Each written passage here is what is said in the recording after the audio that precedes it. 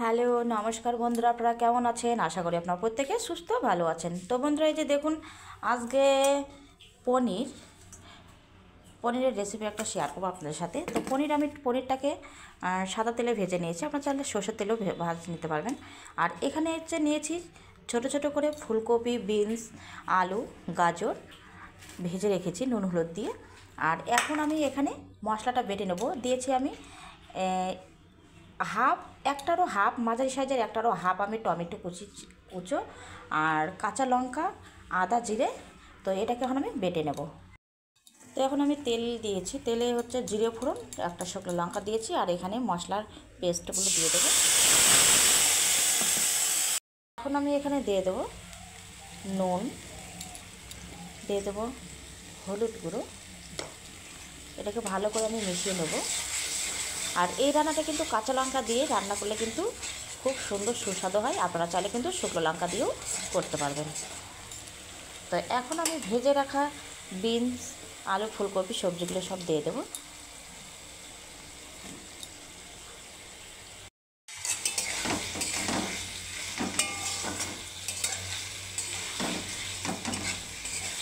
এখন আমি এখানে দিয়ে দেবো ভেজে রাখা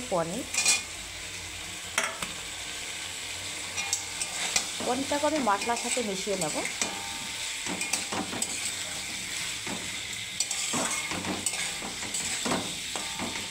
এখন আমি দিয়ে দেবো এখানে মশলার যে বাটি ধোয়া জল, সেই জল দেবো।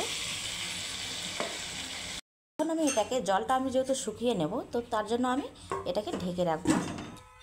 কিন্তু খুব সুন্দরভাবে একটু শুকনো শুকনো হয়ে গেছে। এখন আমি দিয়ে দেবো এখানে চিনি। যেহেতু পনির আছে, পনিরে কিন্তু নিরামিষের দিনে চিনিটা দিলে কিন্তু স্বাদটা খুব ভালো হয়। এখন আমি এটাকে নেড়ে চেড়ে আর একটু আমি শুকিয়ে নেব। এখন আমি এখানে দিয়ে দেবো পরিমাণ অনুযায়ী একটু জল। এটা যেহেতু আমি ভাত মেখে খাওয়ার জন্য, তো তার জন্য একটু আমি একটু ঝোল ঝোল করবো। আপনারা চাইলে কিন্তু এটা ভাতে ডাল থাকলে কিন্তু এটা শুকনো শুকনোভাবে শুক্তোর মতো রসা করতে পারেন। তো এখন আমি ঝোলটাকে আমি ফুটিয়ে নেব। তো এখন আমি এখানে দিয়ে দেবো গরম মশলা। প্যাকেটের যে গরম মশলা গুঁড়ো আমি সেটাই অ্যাড করেছি, আপনারা চাইলে বেটেও দিতে পারেন।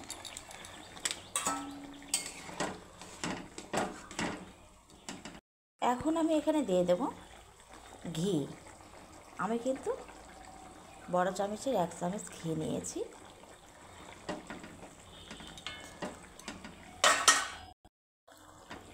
তো এটা কিন্তু পুরো কমপ্লিট হয়ে গেছে। এখন এটাকে আমি নামিয়ে নেব। যে পনিরের ঝোলটা কিন্তু পুরো কমপ্লিট বন্ধুরা। আর এটা কিন্তু কাঁচা লঙ্কা দিয়ে, আমি আবারও বলছি, এই রেসিপিটা কিন্তু কাঁচা লঙ্কা দিয়ে একবার বাড়িতে রান্না করে খেয়ে দেখুন, আশা করি আপনাদের খুব ভালো লাগবে। তা আপনারা প্রত্যেকে সুস্থ থাকুন, ভালো থাকুন। আমার চ্যানেলটি ফলো করুন, লাইক, কমেন্ট, সাবস্ক্রাইব করুন। আপনার আজকের মতো টাটা।